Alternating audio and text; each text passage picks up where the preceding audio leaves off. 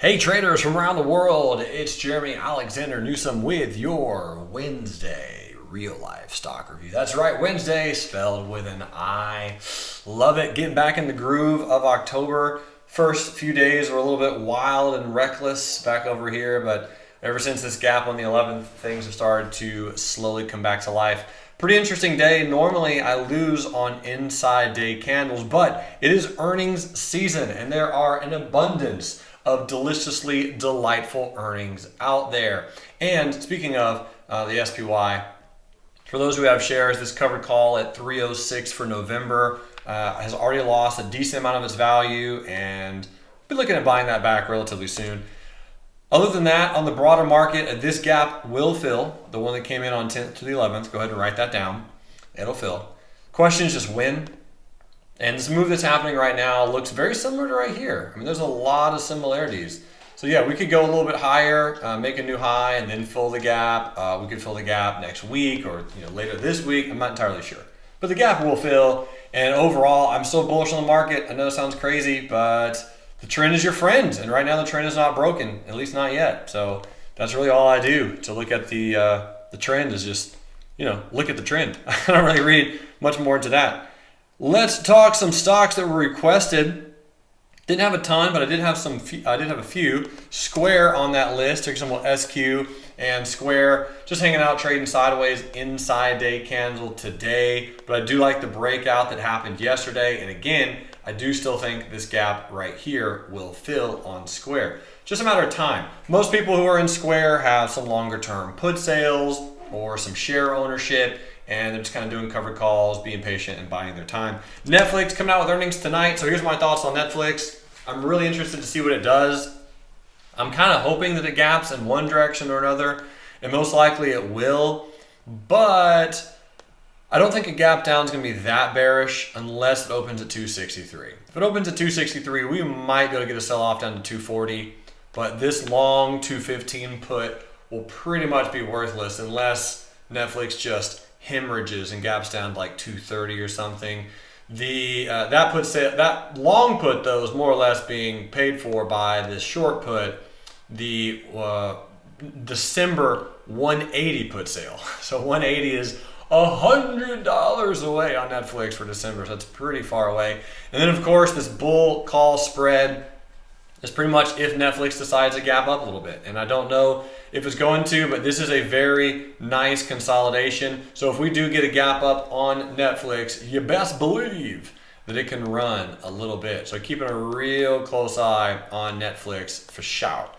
Here is Apple, and Apple, of course, at an all-time high. Not buying up here. In fact, the traders who are in Apple are selling covered calls. They're locking in share ownership. They're selling some shares, getting into collar strategies. This is not a spot to buy Apple. It's just all-time high. Really looks beautiful. Gorgeous breakout. The trend is bullish unequivocally. And buy the dip, right? Apple, the trend right now looks really nice and things are hanging out. Let me talk through this Tesla trade that I played today. I played one really terrible trade and then one really good trade on Tesla. So we'll talk about it. And a lot of traders have always been wondering, kind of, when do you do what I did today on Tesla? And I'll kind of walk you through it. So number one, I did go bullish on Tesla today, which does look kind of stupid, right? Massive bullish move, strong, taking out the high of this candle. It's like, how much higher is it going to go? I would love Tesla to pull back to like 240-ish. We'll see what it does on earnings, but this is a very nice double bottom, and I am looking for bull trades on Tesla from here. But here's the 5-minute trade. Let me just kind of walk you through the trades to kind of give you the step-by-step, the play-by-play, if you will, so that you can kind of know when to, or at least practice when a good time is to consider doing what we did on Tesla in the morning room. So first and foremost, here's the trade setup. Big bearish volume. So you can see the big, massive bearish volume right there on Tesla. Big bearish volume came in, and that was at 10:25 Central, 11:25 Eastern. Big bearish volume, morning star reversal, high of this candle is 261.40, high of this candle, 261.40. Then you had another bearish candle, then you had another bearish candle. So my thought was, okay, if we break out the high of this, we could run. And Tesla could just keep on going because the trend is bullish. You can see the volume bullish down here. Gorgeous S-curve. Look at this S-curve. Angela made 4 R's on Tesla today, playing that bullish trade setup. Just really nice. Probably just bought the pullback into here. Stop was down here somewhere and just sold it when it made a new high. So great job, Angela. Anyway, my plan was, I wonder if Tesla will continue. So I set that trade up. Another bearish candle again. Look at the volume. Nice volume. So I was looking at getting in bullish here at 261.40, and then bang, that one triggered me in. So look at the volume increase. Volume increase was great. Candle looks nice. The challenge was on the daily chart, Tesla was very extended. So we just talked about that. So much bullishness in a row. And the very next candle that came in was, sorry, this is a 5-minute chart. A little bit of an inside candle, so I was like, maybe it has a shot. Maybe it has a shot. Here's a little bit of a double bottom. Is Tesla going to bounce? Is Tesla going to bounce? Nope. So that candle was the one that I was like, okay, most likely if it starts breaking down, I'm going to be wrong. And that candle came in, and then that candle came in, and then I got stopped out. So that was it. That was the trade. So the thing is, if I'm ever flipping on a position, if I'm immediately wrong, it normally helps for me to flip. So I was immediately wrong on this trade.